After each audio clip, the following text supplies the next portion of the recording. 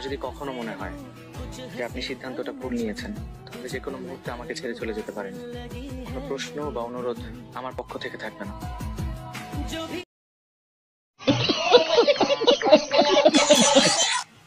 এদের লজ্জা বলতে কিছু নাই। रुको जरा सबर करो। শশা আপা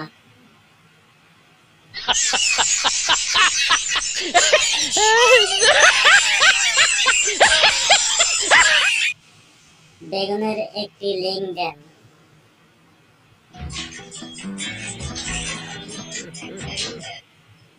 চেপে ধরার জন্য মনটা অস্থির করতেছে।